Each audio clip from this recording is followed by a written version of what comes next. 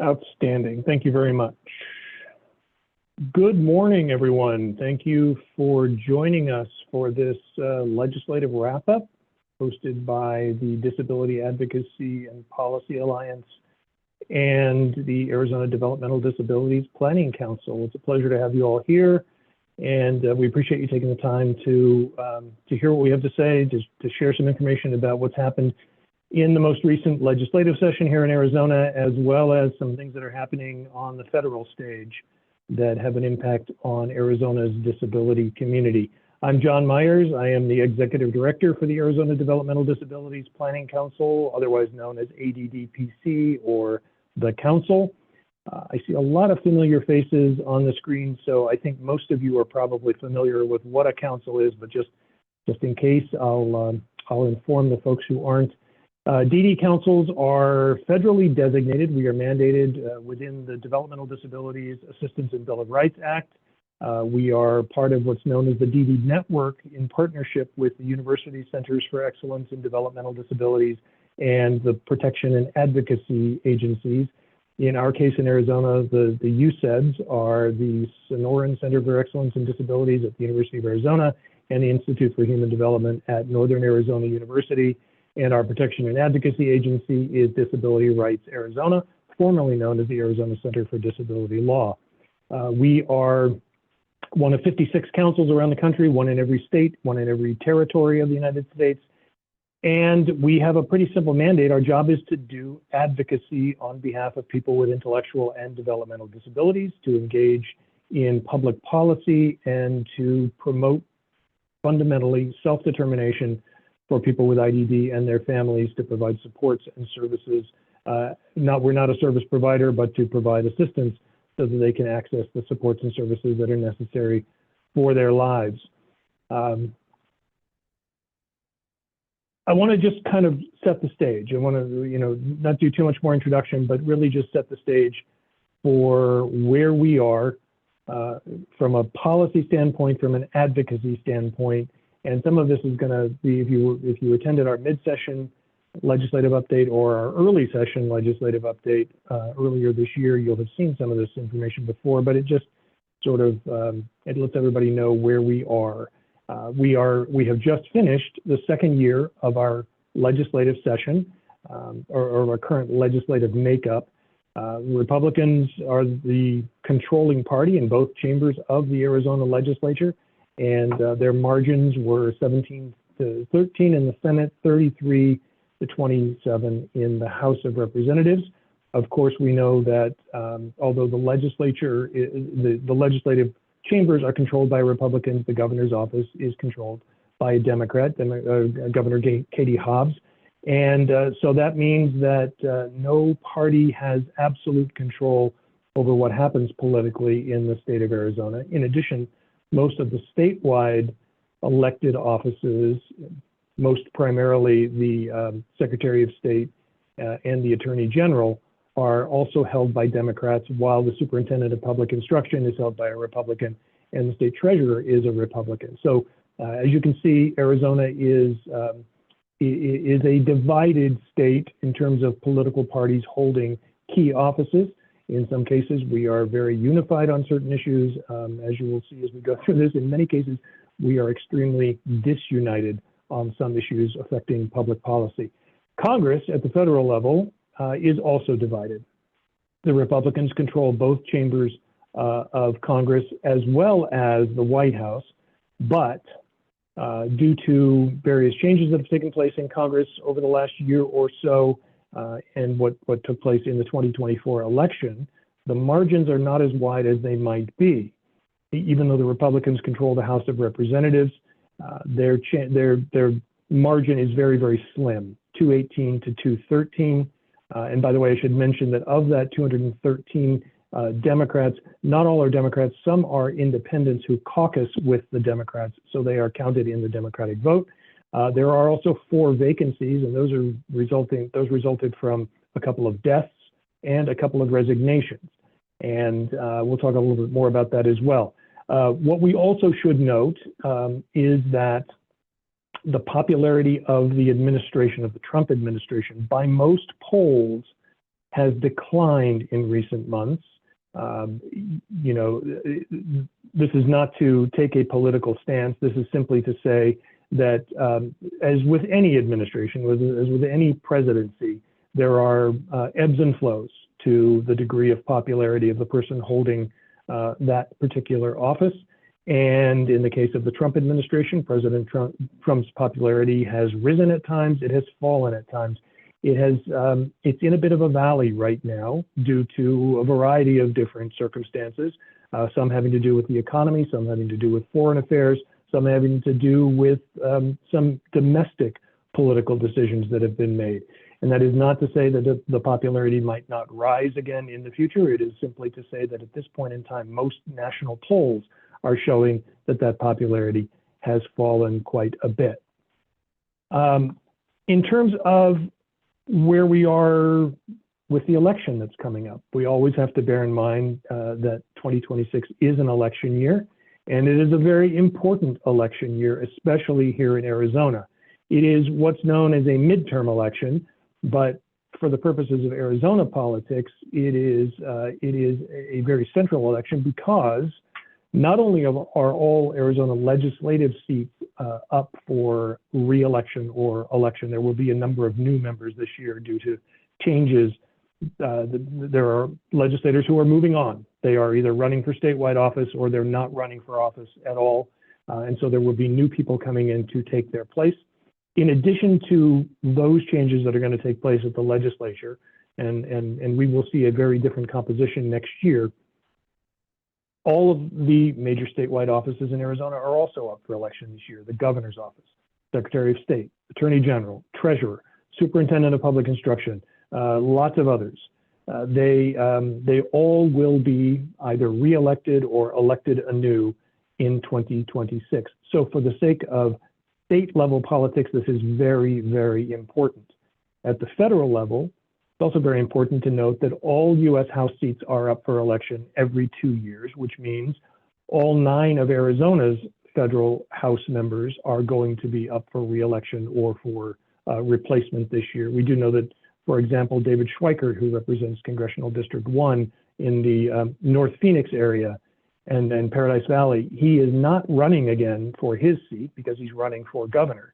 So an entirely new person will be stepping in to take his seat. In most other cases, the incumbents are running for re-election. And Arizona is at a point right now where very few of our districts are considered competitive, which means that typically the incumbent would be considered to have a very strong advantage. The one exception to that right now is Congressional District 6 in southeast Arizona. Juan Ciscomani, a Republican, currently holds that seat. It represents parts of Tucson, Cochise County, Greenlee-Graham, parts in southern and southeastern Arizona. That is considered a competitive district. And it's very important for a number of reasons, not the least of which is that Representative Ciscomani sits on the House Appropriations Committee. And there are very few committees in Congress that are more influential than the Appropriations Committee.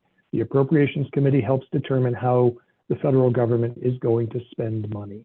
And money makes the world go round. So that's an important seat. If he is reelected, in all likelihood, he will remain on the Appropriations Committee. If he is not reelected and a Democrat takes his spot, it is uncertain whether that person will end up on that committee. And that's important because people on the Appropriations Committee not only decide how, or help decide how the entire federal government is going to spend its money, they also help decide the amount of money that comes to their own states and their own districts. So you can see the importance of that. All House seats are up for re-election or election this year. 33 Senate seats will be decided this year. That is obviously more than half of the Senate seats since there are 50 senators. Right now, 20 Republican senators and 13 Democratic senators are running for re-election or their seats will be vacant and a new person will take their place. In addition, we've got a couple of partial terms that have to be filled. Marco Rubio, of course, left the Senate to become Secretary of State of the United States. J.D. Vance left his Senate seat in Ohio to become Vice President of the United States. So those are both vacant seats right now, and they will need to be filled. Their terms will need to be filled in this upcoming election. So what's driving issues around disability policy here in the state of Arizona? Well, things haven't changed a whole lot since we reported on this earlier this year. The same key issues seem to keep coming up. First and foremost, funding. It is a system that faces a great many funding challenges, and I think anybody anywhere in the system would tell you that that funding really tops the list. It is hard to say that anything is really more important than this. And when it comes to funding, you know, there are issues around sustainability of the system. Arizona has a generous DD support system, and we primarily recognize that. We compare it against many other states, and we see that Arizona's system is in many cases the top tier of DD systems around the country. And part of that is because the state has been generous. Part of it is because we receive a fairly healthy federal matching appropriation. That, unfortunately, is likely to decline in coming years due to some changes with federal legislation, due to changes in the Medicaid system, the funding for the Medicaid system, due to some changes in various other programs that are all affected by federal legislation. So we are likely to see a decrease in federal support coming forward. And that is going to have some implications for how generous the state system can continue to be. Then there are also issues, you know, around whether we have a system that adequately serves the people of Arizona, since we have two really significant metropolitan areas and then a lot of very rural areas around the state. So often it's difficult to have adequate networks of providers in isolated, rural, sometimes tribal communities. So those are things that affect the availability of services for people above and beyond just whether they're approved for them. There are issues of health and safety. Going back to 2018, many of us remember the Hacienda incident. That is just one type of a health and safety issue that is still lingering, that there are still work to be done to improve the health and well-being and the health and safety of individuals with intellectual and developmental disabilities around the state of Arizona. Education is a very prominent issue right now, and we'll talk more about that. Changes again taking place at the federal level that are affecting what takes place in the state itself. And then just the general issue that special education is always, if not controversial, it is always at least subject to a lot of scrutiny, a lot of questioning, a lot of debate. And then, you know, moving on outside of the education system, individuals who move from that K-12 level into adulthood, into perhaps the employment world or day services or whatever their adult life may look like. A lot of questions and a lot of work being done to improve the quality of transition services and then the employment opportunities for people with disabilities in Arizona, and voting rights. Voting rights is a much bigger issue than just the DD community, but it certainly has impacts on people with intellectual and developmental disabilities, and we don't want to downplay how important it is for our voting systems to accommodate the needs of people with IDD, to make sure that those who are eligible to vote are given the opportunity and given full consideration in the electoral process. Then there are some similar issues and some differing issues at the federal level. Once again, federal budget cuts are affecting people in every state of the union. They are certainly going to affect people here in Arizona. They are already starting to affect people here in Arizona. Medicaid tops the list. We've been hearing a great deal of talk over the last year about changes to the Medicaid system. Some of those changes have taken effect. Others are still to take effect. They may not come into effect until 2027 or 2028. But states are already having to prepare for those things because they don't want to get caught at the last minute, not knowing how they're going to continue to fund services or which services they're going to have to trim or eliminate when the federal dollars start to dry up. I also mentioned education a moment ago. There are changes taking place at the United States Department of Education that will affect people with DD. I'll talk about those a little later. And then healthcare, health coverage, the Affordable Care Act, implications of changes to that, implications of cuts to Medicaid that are going to affect the availability of health services in rural areas. So a variety of different things that all have to be taken into consideration. There are also policies that are being undertaken at the Department of Health and Human Services. that greatly affect people with disabilities, whether those have to do with vaccines, whether those have to do with healthcare policies, healthcare research, research into diseases or particular diagnoses, a whole range of issues there as well. There is, excuse me, there is also the ongoing debate about waste, fraud, and abuse in federally supported programs. And this particular administration has made it somewhat of a crusade to root out what they consider to be waste, fraud, and abuse in systems such as Medicaid, but also in other systems as well. And that could include education, it could include labor policy, it could include a variety of different things, housing, for example. So there are initiatives being undertaken right now to address, again, what this administration considers to be issues of waste, fraud, and abuse. And in some cases, people who see things a little bit differently would consider these actions to be punitive. They would consider these actions to be, well, essentially to be going overboard and identifying things as waste or fraud or abuse that are in fact either simple human error that can be readily corrected or elimination of really important programs that someone has just decided do not serve an important administration purpose. And then there are other things undertaken by this administration. You might have heard of the little thing going on in Iran right now. There is, some are calling it a war, some are calling it other things. Basically, there is a military action going on in the Middle East that is enormously expensive to this country. And more and more it is appearing that that is going to draw resources that could be spent on other programs, whether those are social safety net programs or not, whether those are other investments in American society. The reality is that there are only so many dollars to go around, and every dollar spent in one place is a dollar not spent in another. So things like the war in Iran, things like other activities being undertaken by the federal government, those will have an impact on the amount of money available to support programs both at the federal and at the state level. So among the things that are really on people's minds and have been in Arizona for the better part of the last year are programs that are costing the state money. Really, the DD programs that are we would consider to be investments. Others might consider them to be expenses. The Parents as Paid Caregivers program has gotten a lot of attention over the last year.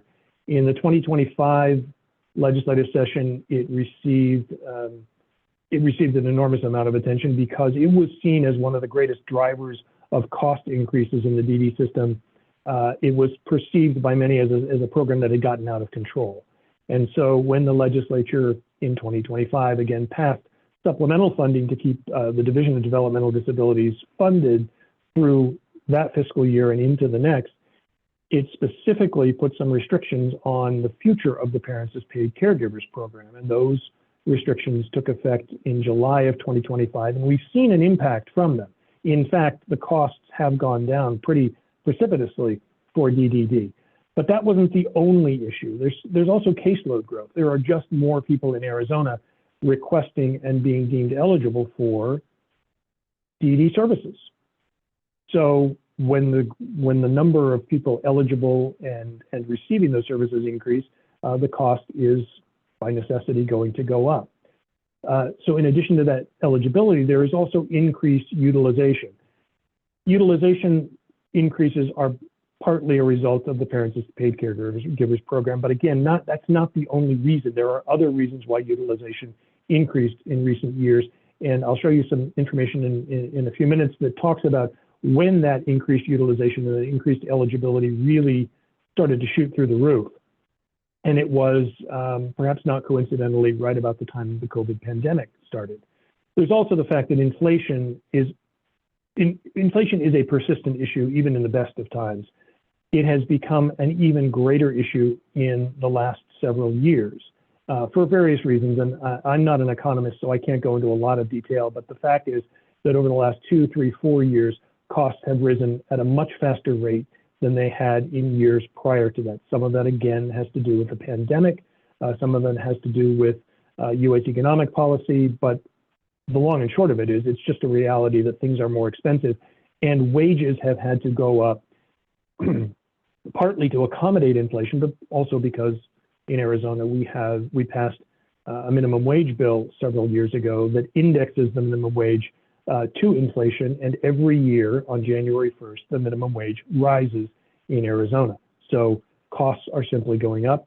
And then once again, the decisions being made at the federal level, some of which still are unknown, or I shouldn't say the decisions are unknown, the implications are unknown. The consequences of those decisions are a bit unknown.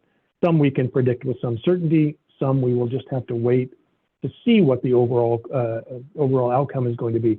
But those federal government decisions do in fact affect the state, and the state has to prepare as best it can for what the consequences are going to be. I mentioned that the Parents as Paid Caregivers weekly service cap was implemented. That's one of the major changes that was mandated by the legislature last year, a 40-hour per week service cap. Parents of children with disabilities can no longer provide service that they're paid for in excess of 40 hours per week. That has brought some costs down quite dramatically. There are also some revised eligibility standards that are scheduled to take effect. I would remind everybody, if you don't already know, some of these standards took effect on October 1st of 2025, but were then rescinded by the Hobbs administration because it was clear that that some of the work had been some of the work had not been given adequate time to be fully fleshed out, to be fully examined and analyzed, and so the administration decided, the Hobbs administration decided that it was going to roll that back, do what they called an emergency rulemaking, get additional public comment, and then do a more comprehensive job of establishing the standards and the eligibility and assessment criteria that would then go into effect. We're at a point now where it appears that most of the work has been done, the public comment has been received, and now Access and DDD are in a position where the proposed new policy is going to go before a body that's known as the Governor's Regulatory Review Committee, and that will, we are told, will meet in August to review the new policy, and then sometime after that, sometime after mid-August, an announcement will be made about when the formal final changes will go into effect.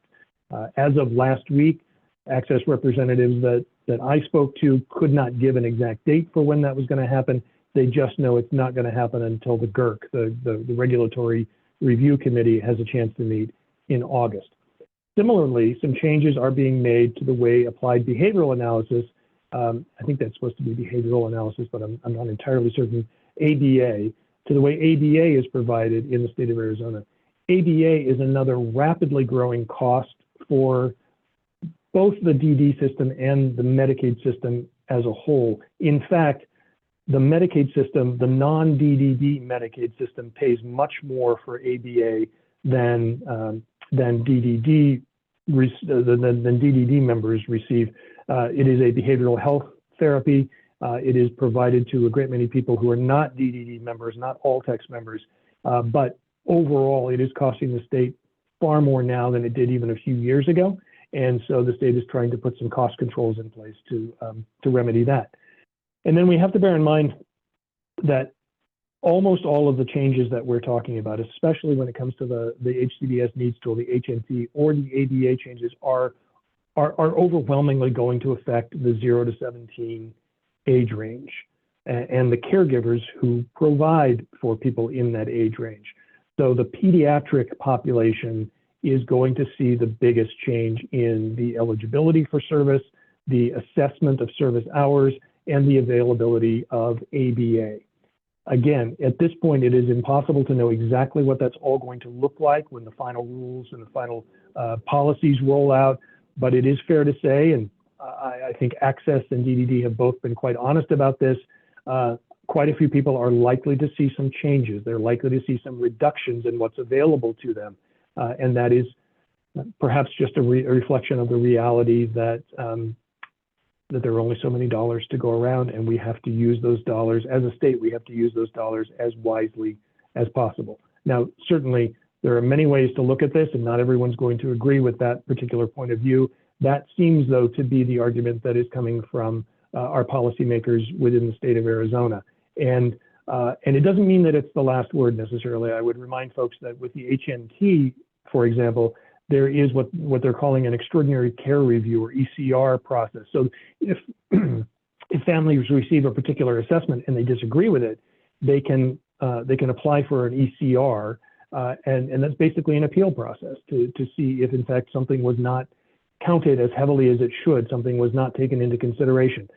But once that extraordinary care review is completed, we have been told there are very few appeals tools left, and families are going to have to live with the assessment that comes after that process is completed. So, a little bit about the Arizona legislature that just not too long ago concluded the legislative session. You may think it's still in session. You'd be forgiven for thinking that, because it did seem like it went on forever. It actually lasted 153 days, which, by the way, is not a record.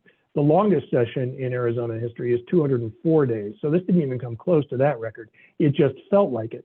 Part of the reason it felt like it is because in addition to those 153 days, there were a couple of recesses that kept people away, didn't necessarily keep people away from the Capitol, but recesses during which the House or the Senate did not formally meet.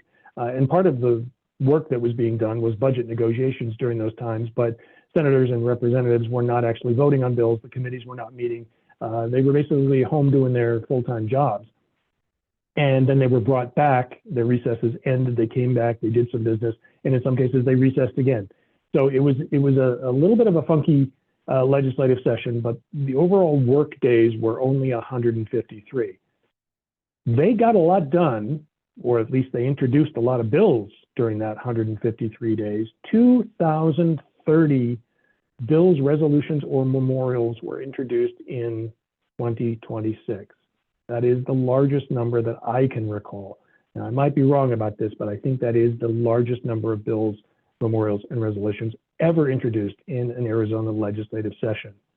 They even had to come up with an expanded numbering system in order to accommodate all of those bills. Now, of those, and this is always the case, 2,000 plus introduced, only 264 actually became law, and 151 were vetoed by the governor. You might be aware the Governor Hobbs has a reputation as being liberal with her veto pen. Part of that goes back to the fact that we have divided government in Arizona. The Republican legislators may have in mind a lot of actions that the governor disagrees with, and the governor has the power of the veto.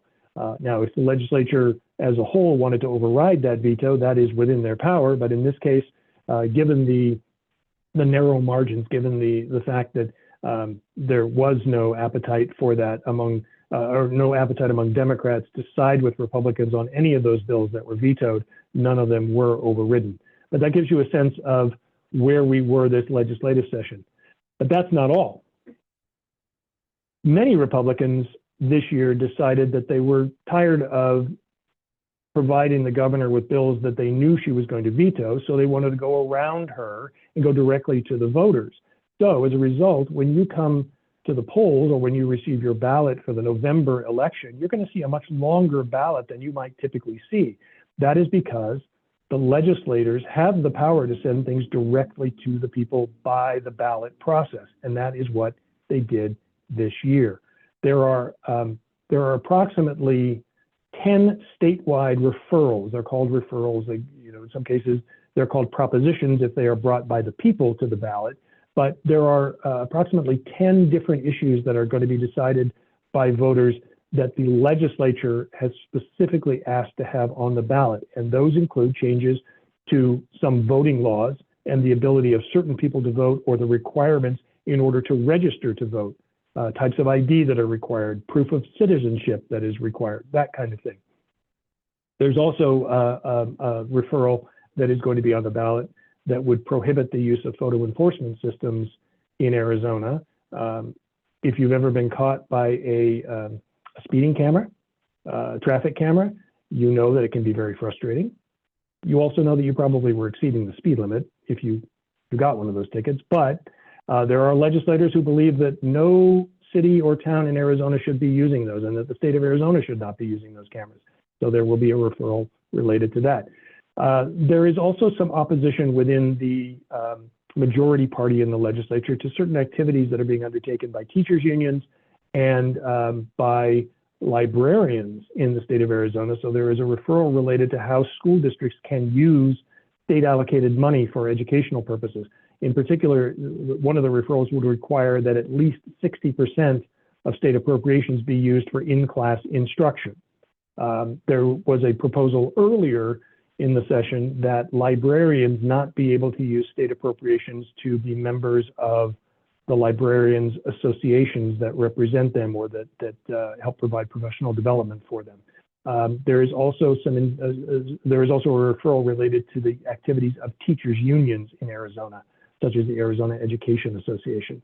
Some also a referral that would ban any and all diversity, equity, and inclusion programming among any public entity in the state of Arizona. Any entity that actually receives public dollars would be banned from engaging in DEI activities. There's also one that would ban towns and cities from imposing a grocery tax. In some cases, there's of course an Arizona state sales tax, but there is no Arizona state sales tax that applies to the purchase of groceries. Some towns and cities, however, do add an additional tax on foodstuffs.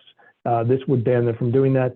And then for everybody's pleasure, there is a referral asking voters to identify drug cartels as terrorist organizations. I'm not entirely sure why we need to do that. I think we all recognize that drug cartels are nasty entities and that we really don't want to have anything to do with them, but perhaps there are some law enforcement advantages to identifying them as terrorist organizations. So voters will be asked whether or not they wish to do that on the November ballot. Among those 151 bills that were vetoed and 264 bills that were passed in the legislature, I want to highlight just a couple that we felt were important to the disability community. So those that survived, those that were signed by the governor include one and only one of the almost 24 election-related voting bills that we were tracking as the council this year. And that is House Bill 2006. It was sponsored by Representative Cupper, and really, it doesn't have anything specific to do with the disability community. It simply says that primary ballots have to be mailed at least 14 days in advance for voters who live in a county that doesn't have a ballot processing center, and at least 11 days in advance for people who live in counties where there is a ballot processing center. So it's a pretty anodyne bill.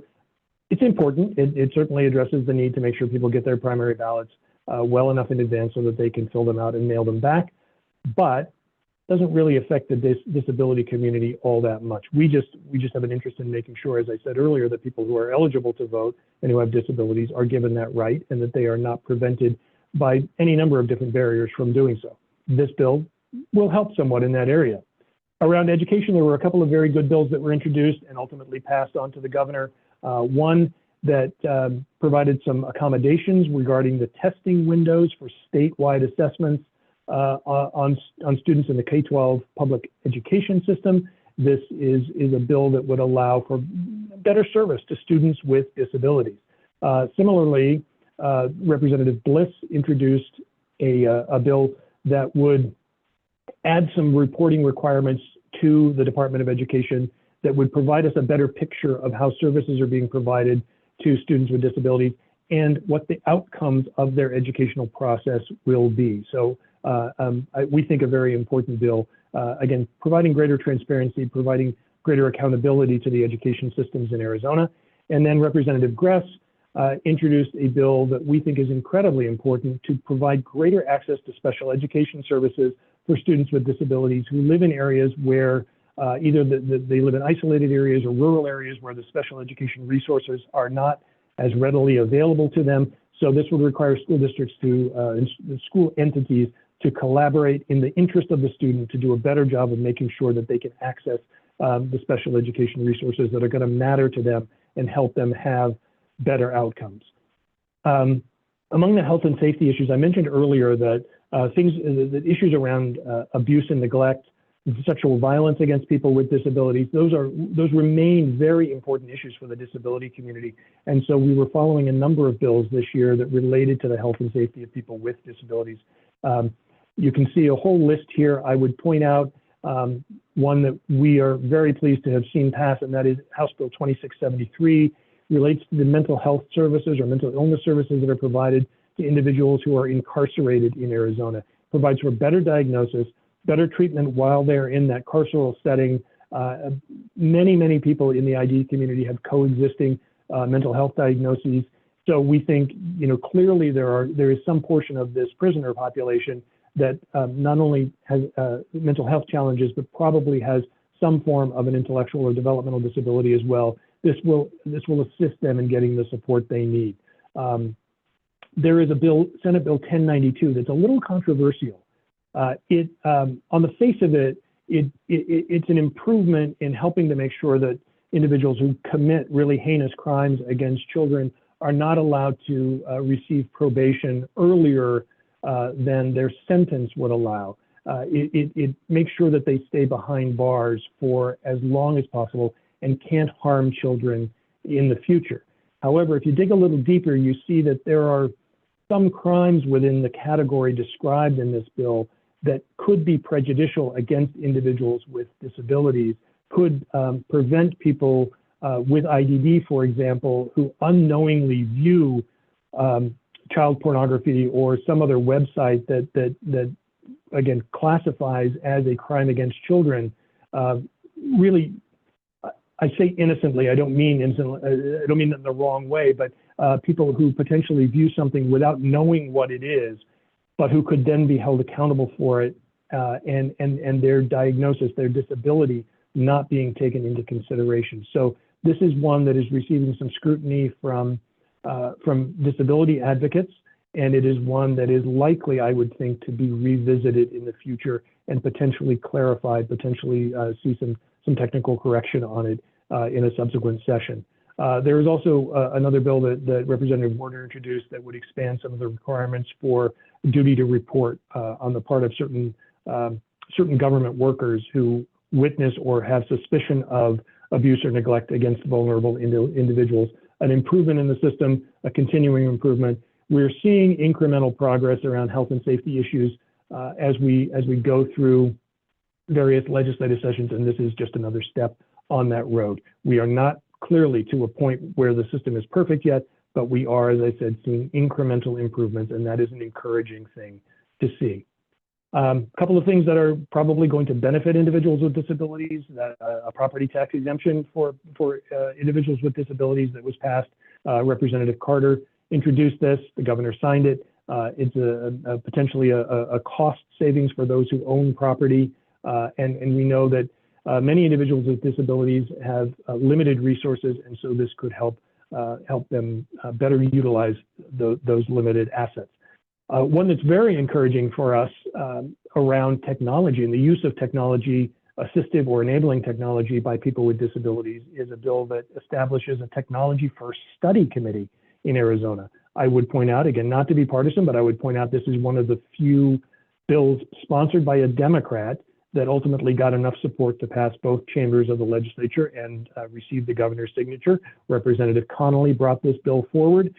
It aligns very closely, and in fact is intertwined to some degree with a project that we are working on here at the council, that we're working on with folks at DDD and Division of Aging and Adult Services, the Statewide Independent Living Council, the Arc of Arizona, a variety of different organizations to improve the availability of technological resources so that people can better self-determine the course of their lives. In several other states, they are much farther along in using assistive and enabling technology for self-determination and greater independence throughout a longer span of life than we are here in Arizona. So we're encouraged to see this. There's no appropriation that goes along with this bill, but there is at least the formation of the study committee that will have broad representation from around the state. And we expect that this study committee will help come up with some recommendations for how Arizona can make progress and how Arizona can do a better job of providing the appropriate technologies to people who can use them. Ones that didn't survive, in some cases, ones that we at the council felt would have been harmful to people with disabilities, in other cases, some that we thought might have been beneficial. A number of bills related to the SNAP program, the Supplemental Nutrition Assistance Program, as well as TANF, Temporary Aid to Needy Families. In fact, Senator Kavanaugh introduced several of these bills. I only listed 2 here, but there were perhaps 3 or 4 additional ones related to this issue that also either were vetoed or did not make it out of the legislative process, out of the committee process. So much of the conversation around SNAP, TANF, Medicaid this year revolved around eligibility, redetermination of eligibility, whether people were in fact worthy of receiving the services, whether they were doing everything the law requires to meet work requirements or to meet other community engagement requirements. So Senator Kavanaugh introduced a number of bills. Several of them passed the legislature, but ultimately the governor did not sign them. She felt that they were punitive and that they would in fact harm people who have a legitimate right to some of these services. I listed Senate Bill 1106 and House Bill 2785 around tax conformity only because these are bills that were introduced early in the session. They were vetoed very, very quickly by the governor. But then later in the budget negotiations, she agreed to everything that was in these bills in order to get a budget passed. And I'll talk a little bit about that. Both of them relate to H.R. 1, the bill that passed Congress last summer, otherwise known as the One Big Beautiful Bill Act, but that's the last time I will refer to it as that. H.R. 1 included some dramatic changes to the tax code in the U.S., provided some additional tax breaks for corporations as well as individuals. Initially, the governor was opposed to passing those tax conformity provisions because she opposed the corporate tax breaks while supporting the individual tax breaks. Ultimately, when the budget was passed, it included all of those things, and that was part of the compromise the governor came to with the legislature in order to get that budget passed. A number of other things, we saw various bills. The list is long. The list is over 150, obviously. So I won't go into a lot of detail here, but you can see some other things that we thought were significant, either positively or negatively, around the disability community that ultimately were vetoed. And then there were some that we felt had a good chance of passage, but ultimately did not. The most important of these were House Bill 2992. Again, Representative Grass introduced a bill that would fund a pilot program around sexual abuse prevention in K-12 schools around the state. We know that students with disabilities are disproportionately bullied, that they are disproportionately the victims of abuse and neglect, and often, too often, sexual violence, even in the K-12 school setting. We thought this would be a good pilot to try to demonstrate its effectiveness. It did not pass out of the legislature. Similarly, the group home monitoring program, some of you might know this, it was administered by Disability Rights Arizona. It was known as the COMMIT program. It was written into state law as a permanent program in 2025, but this year, even though it is written into law, it was not given an appropriation. The fiscal note was about $1 million for the program, but it was not funded this year. So it can continue if Disability Rights Arizona can find other funding, and perhaps in subsequent years, the legislature will restore the funding that it cut this year. But for the time being, that program is without a funding source from the state government. So where are we with the budget? I mentioned that the governor had to compromise in order to get a budget passed. You probably are all aware of this. You probably paid very close attention to it because until the budget passed, we didn't know how the DD system was going to be funded. Well, ultimately, the governor and the legislature agreed upon an $18.3 billion state budget for fiscal year 2027. That starts today. It runs through June 30th of 2027. Within that state budget were almost $1.5 billion in tax cuts. Going back to what I said just a moment ago, these conform with the tax cuts that were part of H.R. 1. The governor originally was opposed to part of them, the corporate side, while supporting the individual tax cuts. The party in power in the legislature wanted to see all of those tax cuts included. Ultimately, they were, but I will, plant a seed right here. This begs the question: if we're cutting $1.5 billion out of the state budget, out of the revenue to the state, what does the future hold? So put a pin in that for a moment and think about it. Also part of the state budget, or not part of the state budget, was any kind of renewal or any kind of action around Proposition 123. And Proposition 123 was a voter-passed referendum a number of years ago that funded the state's education system, or provided supplemental funding to the state's education system. For the last several years, funding K-12 education in Arizona has been a source of great contention. Many have hoped that Prop 123 would get placed before voters again for statewide approval, or not. In this case, the governor's office and the legislature could not decide on whether to extend it or put it before voters again, or what to do with it. So they basically did nothing.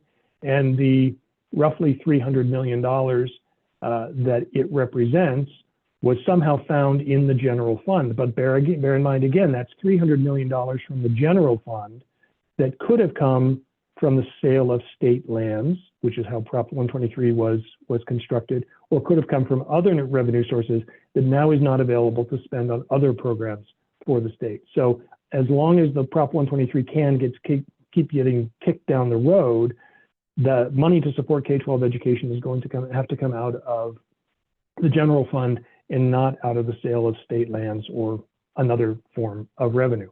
There were also no changes to the Empowerment Scholarship Accounts program this year. Another very controversial issue, probably got more headlines this session than it ever has in the past, because it has become such an expansive program, whereas it started as a way for families primarily of students with disabilities to use some tax dollars to get better educational resources, better educational services if they felt their home district was not providing what they needed. It is now expanded to almost every student in the state. Almost any student or family can take advantage of an ESA. It's very expensive. It's costing the state more than $1 billion a year. Many people on the education side, teachers in particular, and certainly Governor Hobbs, have hoped to reform that system, put some guardrails around it. Most people on the Republican side in particular have opposed that, and it has gone nowhere. So that remains an issue. There was some discussion this year about doing a special session. Actually, just within the last few days, there was discussion around a special session of the legislature just to deal with the ESA program, but it does not look like that is going to take place. The budget also did something to offset some of the tax cuts, and that is it put a 3-year hold on the tax breaks that are currently given to data centers that establish themselves here in Arizona. You probably know that Arizona is a popular place to establish data centers. You see them going up all over the valley, probably in the Tucson area as well. It's a growing concern here in Arizona. Unfortunately, there's some disadvantages to data centers as well. They consume huge amounts of energy, they consume huge amounts of water, and so there are multiple perspectives on whether, on balance, they are worth what they cost the communities in which they're situated. And for a number of years, the state has been offering tax incentives for data centers to come here. As part of the budget agreement, those tax incentives are now on hold for 3 years. That will save the state not a huge amount, $57 million. It's not pocket change, but it's not as much as we probably need in order to get in better financial shape. But in any case, those tax incentives will not come back into effect until 3 years from now. And perhaps most distressingly, the budget included a 2.5% almost across the board cut to every state department. Now, there are caveats to that. Access and DES, for example, they not only, they were subject to the cuts, but they're also now getting some additional money to help deal with some of the HR 1 requirements around eligibility redeterminations and putting systems in place to make sure that people get the benefits they need, or at least that the data are able to be reviewed, the submissions are able to be reviewed in a timely fashion. So cuts to most departments, how those are all going to play out, I think is going to depend upon the different departments. But we're seeing, where we're cutting taxes, we're also cutting the personnel employed by the state. The good news for the DD system, I'm sort of burying the lead here, but the good news for the DD system is that for all intents and purposes, it was level funded for 2027. Now, I say that's the good news only because, it could have been cut. It wasn't cut. But with the effects of inflation, we understand that level funding is not level funding. It is, in effect, a cut. So there is provision for caseload growth. There is provision for growth in some other areas, but effectively it's level funded, which means that the system is no farther ahead than it was a year ago. So why is the DD system such an issue, and why is it under such pressure right now? Common sense things that I would say most of the community is probably already aware of. Goes back to what I was talking about earlier, increased diagnoses. The diagnoses of autism in particular have gone unbelievably high. And this is in no way making a judgment, a value judgment on that. The fact is more children in particular, and in some cases more adults, are being diagnosed with autism than ever before. Also the expansion of programs, greater diagnoses, greater eligibility, greater utilization for things like parents as paid caregivers and ABA. Utilization has increased dramatically in various areas. It's also become harder and harder to recruit and retain good quality workers because in most cases they're not willing to work for minimum wage, which is what unfortunately many providers can pay given current circumstances. So the workforce issues are dramatic, and providers, you could talk to just about any provider in the state and they will tell you that they are facing these workforce pressures that they're having a very difficult time managing. And then there's just more demand. As I talked about network adequacy a little bit earlier, the reality is that outside of the major metropolitan areas, there are inconsistencies around network adequacy, around the number of providers, the availability of providers, the long wait times to get services for healthcare and for other services. So lots and lots of issues. And the fact that the system has grown so much is demonstrated by this chart. You can see that from 2014 to 2020-ish, there was gradual growth, but starting around 2020, and of course that's the timing that coincides with the pandemic, we start to see this really, really critical growth in the system, growth that was not anticipated, growth that was not budgeted for, and growth that makes it very difficult for the legislature and the systems that provide for people with disabilities. It makes it very difficult for them to adequately plan and adequately provide services to that population.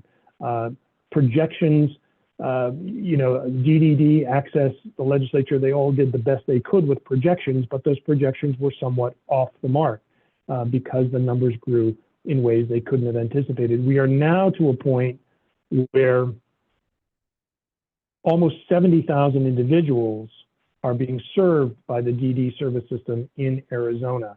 That is, again, not something that anybody could have predicted. And you can go back to 2020, you can see that is a growth of 25,000 members over the course of 6 years, whereas over the prior 6 or 7 years, only about 11,000 members were added to the system. And by the way, I should mention, these charts I'm showing you right now were produced by the Division of Developmental Disabilities. I thank them for letting me use them, even though I didn't ask them. I'm assuming they don't have a problem with it because they presented them publicly. And they were produced in 2025, so they might be slightly out of date, but they certainly provide the best projections that DDD and Access were able to come up with related to member growth. Once again, another chart that shows how growth has increased and how it really shot up between, say, 2022 and 2024. Doesn't take into account 2025 and 26, but those prior charts give you a sense of how those numbers have grown. At the same time that we are seeing this dramatic growth in demand in Arizona, we are seeing changes at the federal level that make it harder and harder and harder for the state to meet that demand. Medicaid, as you all know, is the key funding source for DD services. Medicaid dollars flow through the Arizona Healthcare Cost Containment System into the Division of Developmental Disabilities and the managed care organizations that serve people with IDD. Those Medicaid dollars are what keep the system afloat.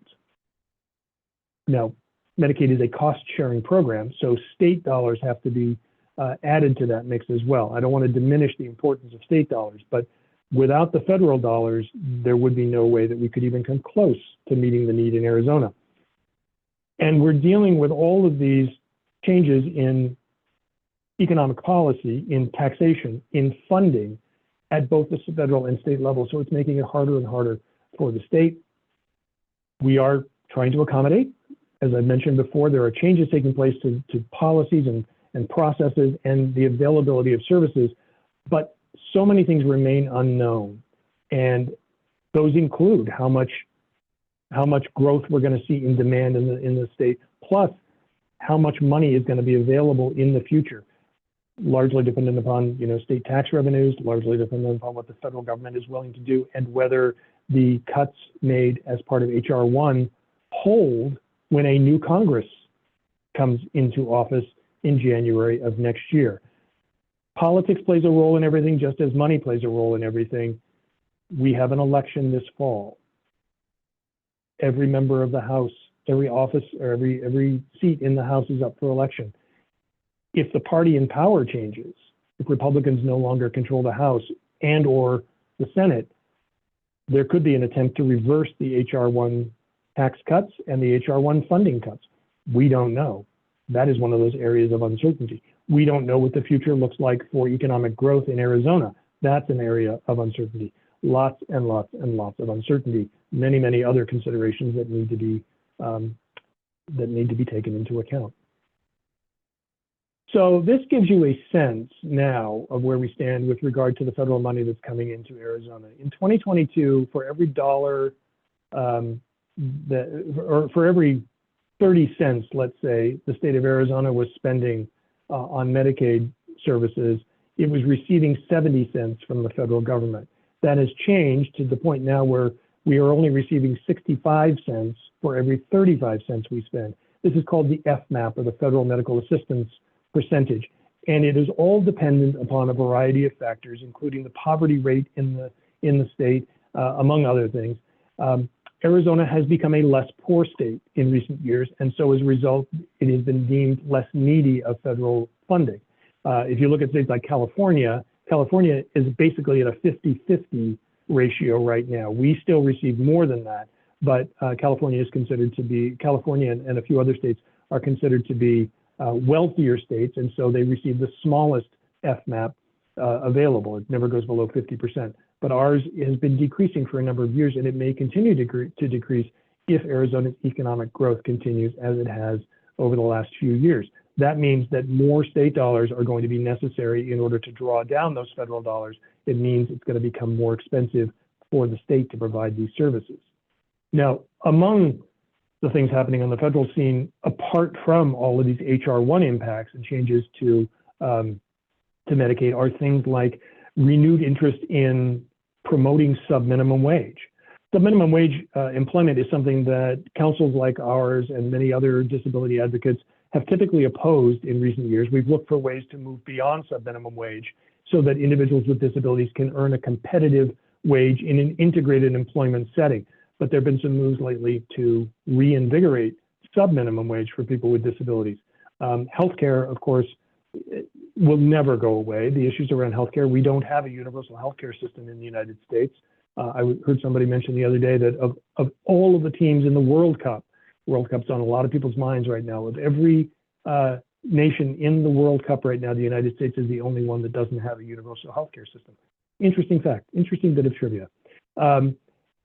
Healthcare is an ongoing issue, and it's an ongoing issue because people with intellectual and developmental disabilities disproportionately rely upon healthcare services. They have higher healthcare costs than the general population. So we need to make sure that that can be funded. Medicaid, I've mentioned far too many times already. Then there is Olmstead, the issue of community integration, the rights of people to receive services and to live in communities rather than in institutional settings. And then finally, education. Education is a huge issue that is being dealt with on the federal level. Subminimum wage, I won't go into too much detail, but this is an example of a bill that was recently introduced in Congress to, as I said, reinvigorate subminimum wage or 14C employment. It is controversial, and it is unlikely to go anywhere because there just doesn't seem to be the appetite in Congress for this. But it does show that in some states, there are people who are willing to bring these issues forward. In Arizona, earlier in this session, Senator Farnsworth introduced a bill, Senate Bill 1267. Actually, it was a striker as part of Senate Bill 1267 to formalize basically formalize 14C employment in perpetuity. That bill died in committee. It didn't go anywhere, but there are still efforts on the federal level to make it happen.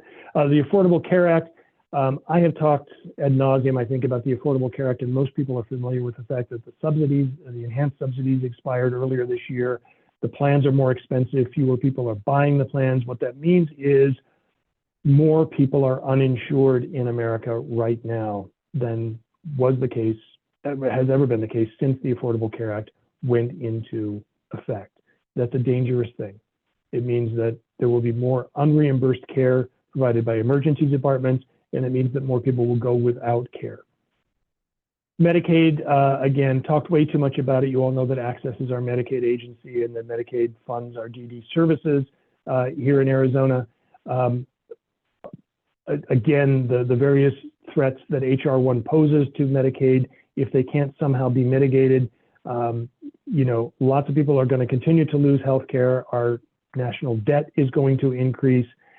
And in Arizona, those changes that we're already seeing taking place, the changes that we are going to see taking place later this year and early next year, those are ways, those are attempts by the state to do what HR 1 says we have to do to provide the greatest degree of service possible, but also to cut, restrict, refine where necessary in order to meet the changing reality that is fewer federal dollars coming into the state. I won't go into all of the different things that Medicaid funds because you probably know them. And not only are we recording this, but we'll make these slides available to anybody who wants them. The real message that we need to understand is that given the size of the Medicaid system, there is no way that any state, even the wealthiest states, cannot absorb the cuts they're going to, cannot fully absorb from their own general funds the cuts that they are going to see to the Medicaid program. So changes are going to have to be made. That may mean cutting home and community-based services, which many people don't know are optional. They are a massive portion of the service that's provided here in Arizona, but they are not required by our agreement with the Center for Medicare and Medicaid Services. They can be cut if the legislature and Access deem that necessary. We all hope, we are all working to make sure that doesn't happen, but that could be something that we face in the future if there aren't enough funds to support them moving forward.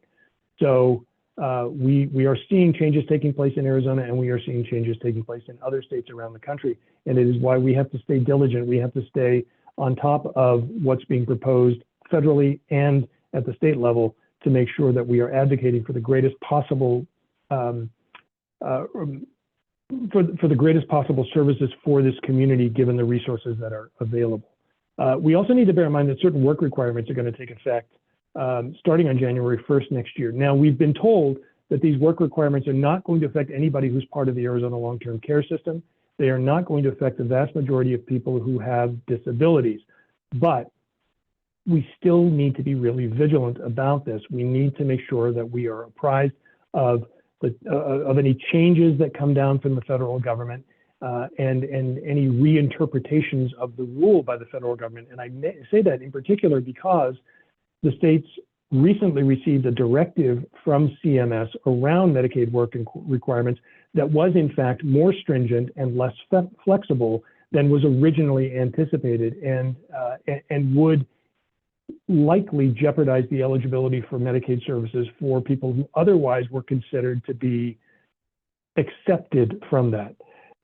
So this is an example of where we have to stay on top of things, and as advocates, we have to stay apprised of what's going on. Now, almost immediately, a lawsuit was filed by 25 states, including the state of Arizona, challenging that new interpretation of the Medicaid work requirements. So we'll see where this plays out. As with so many things that have happened in the last year and a half, this is likely to be resolved in the courts. We have no guarantee that it's going to be resolved in favor of the states who are suing. It may, in fact, be resolved in favor of the administration. So we just need to continue our advocacy. We need to continue our awareness around the issue. Then there is the Olmstead decision. Olmstead was a groundbreaking decision.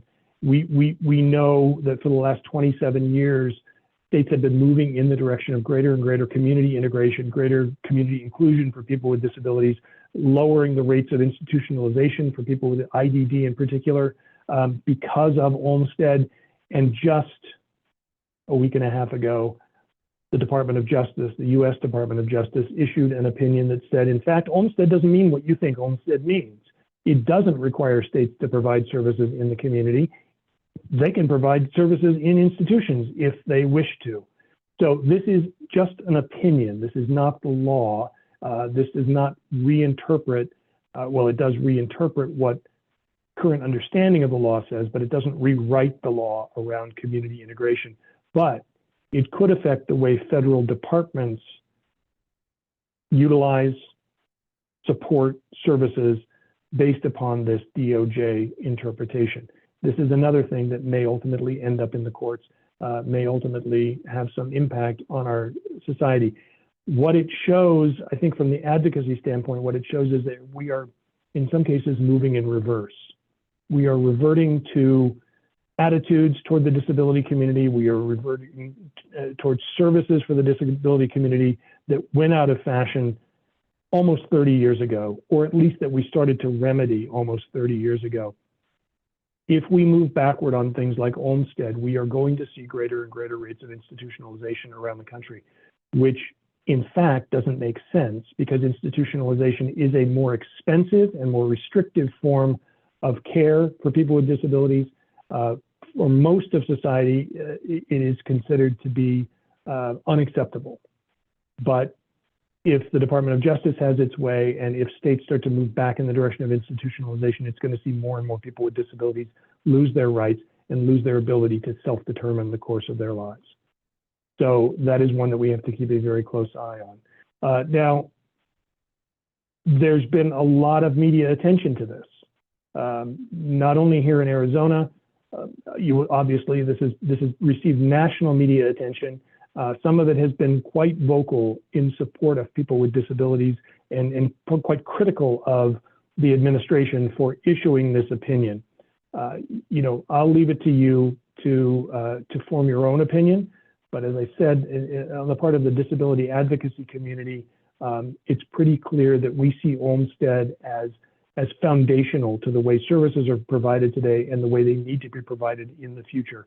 And we will continue to advocate on behalf of community integration for individuals with disabilities in Arizona. Education and civil rights also took a recent hit, in particular, some changes that are being proposed by the U.S. Department of Education to move programs from the Department of Ed into the Department of Health and Human Services or the Department of Justice or the Department of Labor.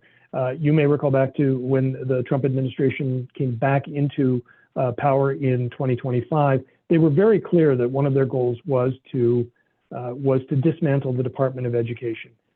And part of doing that was moving special education services out of Department of Ed into other departments. Well, just recently, just about 2 weeks ago, they issued an announcement that through an interagency service agreement, the Department of Ed is in fact moving the Office of Special Education and Rehabilitative Services over to the Department of Health and Human Services. The Office of Civil Rights, which is intended to protect the rights of students with disabilities in the K-12 education system, is moving to the Department of Justice. And then the Office of Disability Employment Policy is moving to the Department of Labor. So these three programs that historically have lived together within the Department of Ed and have worked quite closely together are now being dispersed to several different federal agencies. The Department of Education has said that it will continue to hold all of the statutory authority over the work that's done, and that they will continue to make sure that these offices collaborate with one another, work together closely with one another. But to many advocates, it seems clear that if you move departments or if you move offices to multiple different departments, the opportunity to collaborate is diminished. And the opportunity to have a positive impact in the lives of students is likely to diminish as well. Now, there are different ways of looking at this. And even within my community, even with the DD Council community, there are varying opinions. Some believe that this has the opportunity to be really disastrous. I show you one of the articles here is by Chris Tiffany, who is the executive director for Encircle Families, used to be Raising Special Kids here in Arizona. This is an op-ed that was recently published. It is his opinion, and he is not alone, that this is not a positive step for education for students with disabilities in Arizona. Disability Scoop, another respected disability publication, considers this to be potentially disastrous for students with disabilities. But as I said, even within the DD Council community and within other media sources, there are people who think that it could in fact be positive. We do have to look at the fact that the person who runs the administration on disabilities at HHS right now and who oversees DD councils and USEDs and protection and advocacy organizations, she comes from a special education background. She has trained special educators, so she has a higher degree of knowledge than many other people who preceded her in that role. We also have someone from Arizona who serves as one of her principal deputies, Diana Diaz-Harrison, who founded Arizona Autism Charter Schools. So, you could interpret this to say that we at least have people who understand the educational needs of students with disabilities at HHS.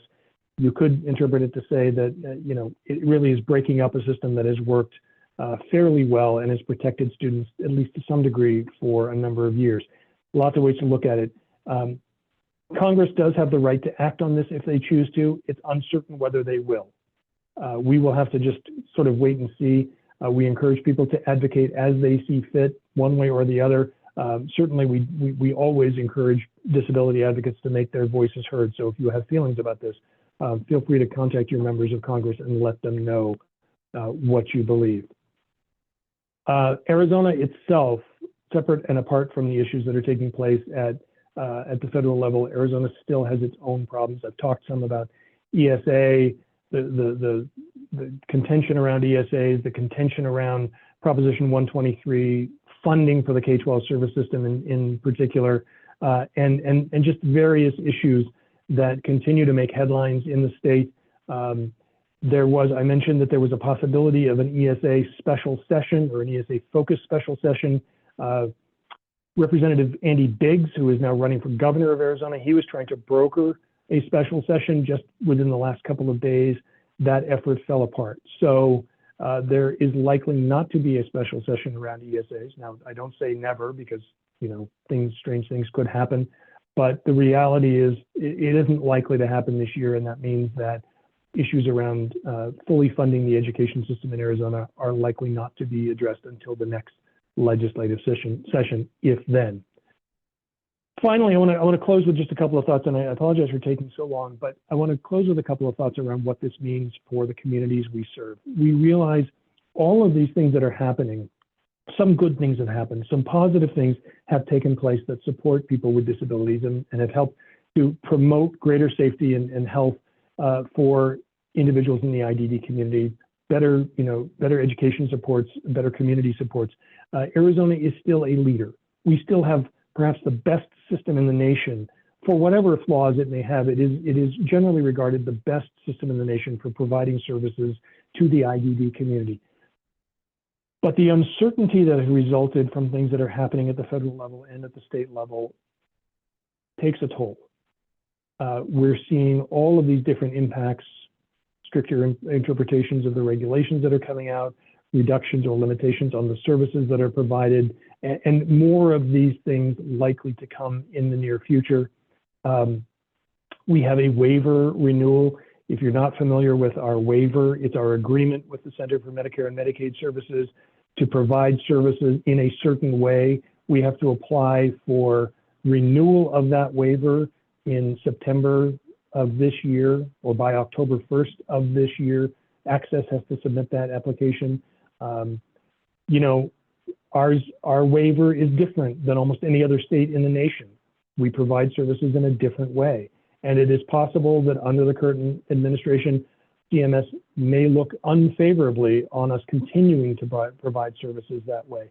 So the waiver itself may be at risk. But at the same time, there may be opportunities for us to look at things more innovatively, to look at things a little differently, to come up with different ways of doing things. The fact, though, we have to face the fact that this is difficult for families, for members, for advocates. It's difficult for policymakers. It's difficult for the people who provide services. Just about every sector of the DD community is affected by these things, and it can create stress. It can affect marital relationships, family relationships. It can certainly affect people's financial well-being. And then there are just, you know, the day-to-day aspects of having to file more documentation for eligibility determinations or redeterminations. There are the bureaucratic efforts that have to be gone through. So everything that happens has an impact. Everything that happens not only has an impact writ large, but it has an impact on individuals. And these services, these systems are designed to provide services to people. The people who receive the services should always be at the forefront of our thinking, at the forefront of our advocacy. I'm preaching to the choir, I know, because I would guess that almost all of you have some personal interest in the DD service system. We have to bear in mind that our job is to make that system as effective and efficient as possible for the people who receive the services, and that we maintain the highest level of service and the best quality of service for the people who rely upon it, despite whatever challenges may come our way. It's not to say we're always going to get what we want, but we have to at least speak up and fight for those things. There is risk involved.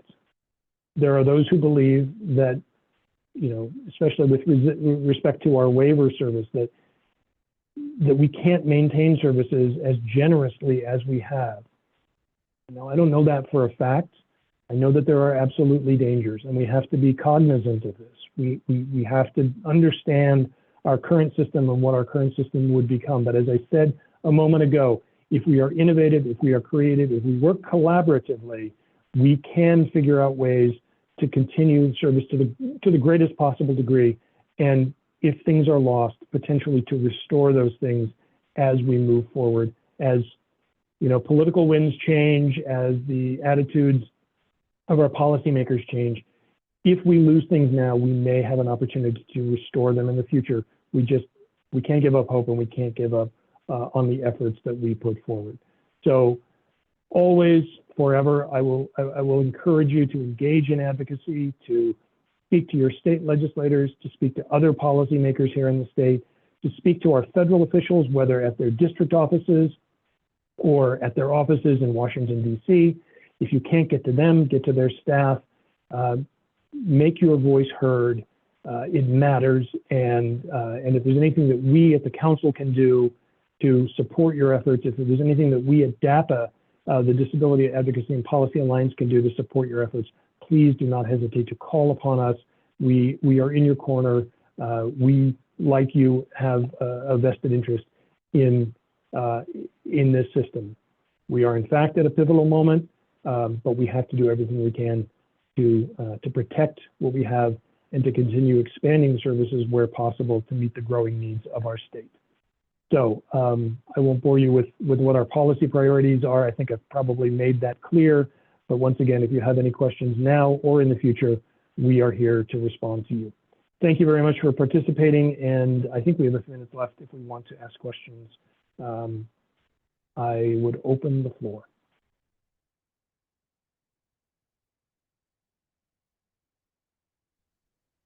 John and David, I have a question. David Go Carey. ahead, David. Yeah, HCR 2048. Yeah, I think that I have to get more confirmation, but that's in regard to ESA scholarship protection. That's basically with a oftentimes use military and other groups as kind of that to get what they want. So I guess they put them in there. And I guess they put them in there in regards to if you take away if you take away the HCR you voted down, you also vote down some voter approved measures that would take place after November 1st. And I'm not sure exactly what all that is. Do you know much about that as far as HCR? Because I saw it, I haven't had a chance to read through it yet, but it came in when they signed the bill, when they came to the budget conclusion, like 2 or 3 o'clock in the morning, that was thrown in there, and there were a lot of people upset about it. And I just wanted to get confirmation because if it does impact some of the voter things that we have going on, that's that's valuable to us. I want to make sure that our group community knows about it. Yeah, no, I've heard competing things, and I have to admit, I don't know if I've heard the final word on this. There is likely to be a ballot initiative related to empowerment scholarship accounts on the November ballot, and this is a citizen initiated ballot proposal. I believe either have the signatures or very close to receiving the signatures to get that on the November ballot. There was another competing or opposing initiative introduced that was also seeking signatures, citizen initiative, but it was very much funded by people who are in support of empowerment scholarship accounts. The first initiative would put restrictions on ESAs. It would put an income limit on who could utilize an ESA account. I think it was families making $150,000 or less per year. It would provide various other guardrails, they said, around the the ESA program. The opposing initiative would essentially nullify everything that first initiative was trying to enact. And it's been very controversial because the language of the two initiatives apparently was quite similar, except for one provision or maybe just a small number of provisions in the second initiative that again would nullify everything within the first initiative. So there was concern that it would be confusing to voters, that some people might vote for both, or some people might vote for the one they didn't actually agree with. What I haven't heard is a final word about whether that second initiative is actually going to get on the ballot or not. I heard that not long after the budget passed, there was a new sort of petition drive to get people not to sign to get that first initiative on the ballot, or to try and dissuade people from voting for that, as though the second initiative was not going to make it. I'm sure none of this makes sense. I apologize for that, but basically, there was going to the initial intent was that there would be these two initiatives on the ballot, and one would nullify the other. Perhaps somebody else knows better if both of them are actually going to make it. Well, John, let me clarify for a second. What I meant was the measure you're talking about, the ballot initiative, that was to codify mail-in ballots in our Constitution. And so that was one. But the one I'm talking about and I said proposition, I meant referral, HCR 2048. And that's by military families, ESA scholarship protection. And that, they slipped that in there, that language, in the middle of the night when they were going for the final budget agreement.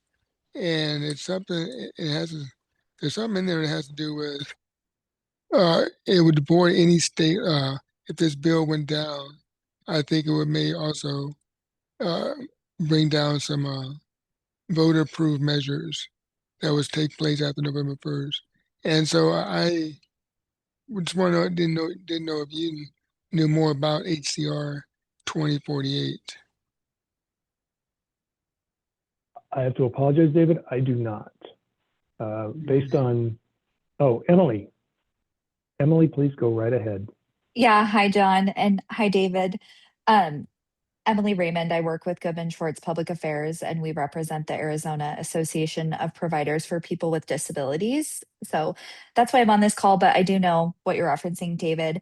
Essentially, as John explained, there was a citizen-driven initiative that is likely to turn in signatures tomorrow that would put a number of guardrails on the ESA program, including an income cap of $150,000. There was some legislative back and forth about whether or not they were going to try to come up with a negotiated agreement that would go through the legislature, and that fell apart. And when that fell apart in the hours leading up to finishing session, the Republican majority sent an HCR, a resolution to the ballot that dictates it does explain military families can use their ESA dollars past K through 12. So for university or higher education. And it explicitly says that any initiative that would undermine those provisions would be nullified in its entirety. And the citizen driven initiative says that you cannot use ESA dollars outside of K through 12. So what the purpose of the HCR that's driven from the legislature is to allow military families to do so, but in it includes a provision that says anything that would undermine that element of it would nullify the rest of the initiative in entirety.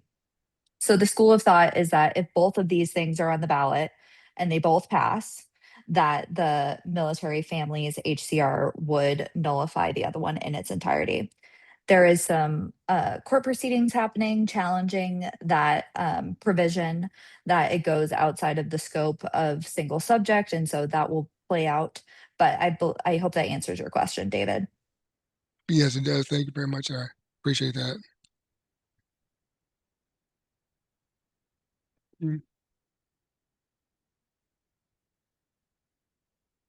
Thank you, Emily. Really appreciate that. And John, I Yeah, want to say one no thing, problem. and for those who are on the call, I know you talked about the waste, fraud, and abuse earlier, and I've always been trying to tell advocates to try to refrain from that. But if they want to use the waste, fraud, and abuse, I think this ESA scholarship program is the most appropriate place to use it.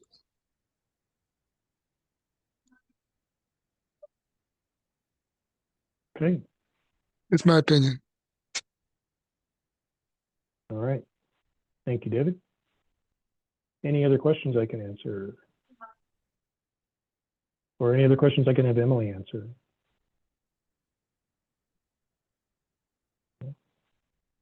All right.